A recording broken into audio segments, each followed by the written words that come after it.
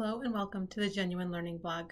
My name is Melissa Galasso, and today we're going to do an update on Q2 2018.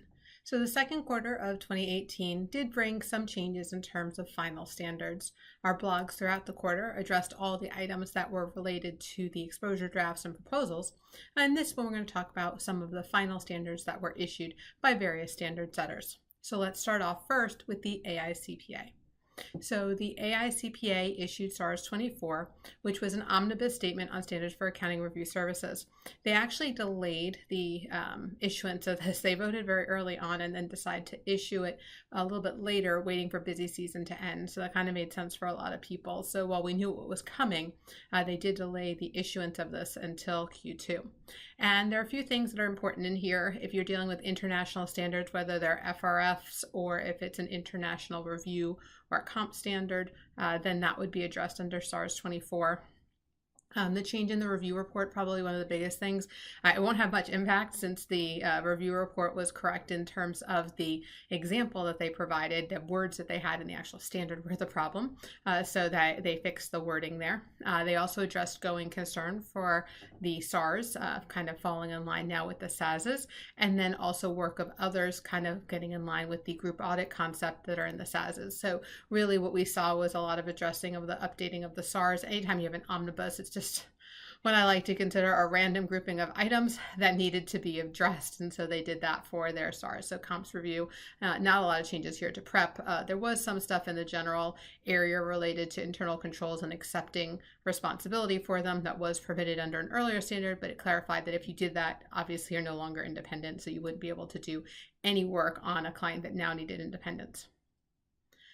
FASB had a pretty light quarter. We had 3 items come out, 2018-06, which was the codification improvements to topic 942.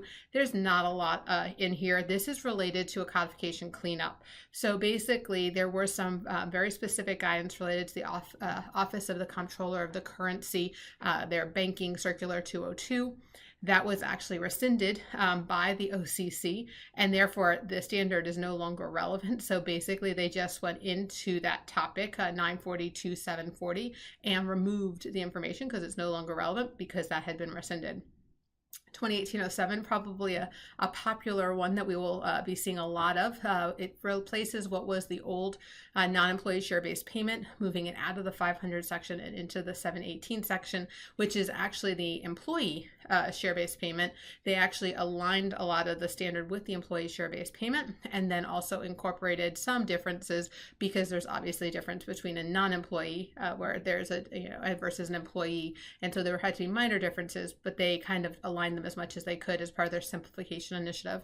And then a huge one for nonprofits was 2018-08, and this is related to grants. It changes 2 big things here. It looks at what is the definition of an exchange transaction versus a contribution, clarifying when things should be under topic 606 versus under contribution accounting under topic 958. And then if you are in topic 958, it clarifies the definition of conditional contribution. And so we do expect to have a pretty big impact on our nonprofit clients for 2018-08.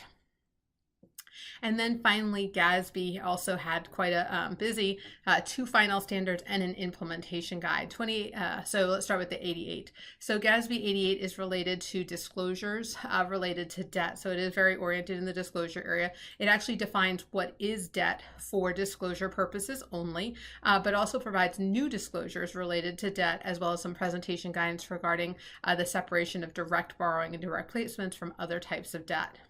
The implementation guide was just our annual update. So there were 9 new questions.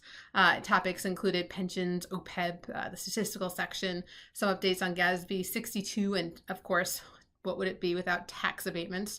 2016, 2017, and 2018 all addressed tax abatements, kind of telling you the problems that we've had in implementing that. And then it also had 8 amended questions dealing with financial institutions, cash flow, pensions, MD&A, statistical section, and then tax abatement, again, very much an area of issue for us in terms of adopting that standard.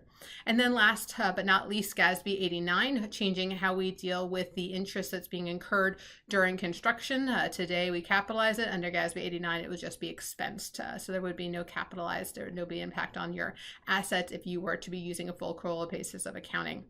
So that one will have a difference between FASB and GASB, as FASB still does capitalize interest during the construction period. So that's it for our Q update. So Q2 is in the books. We are moving on now to Q3, which we expect to have a few updates in here that will be of interest to private companies. I don't expect a ton of stuff to come out from GASB simply because they have some pretty big projects that they're working on. So we do expect some more proposals in that area. And then obviously the AICPA has a lot of proposals out there as well. So in terms of finalization, we'll just have to see when they come out. So thank you for joining me on the Genuine Learning blog, and I hope to see you on a future blog. Have a great day, guys. Bye-bye.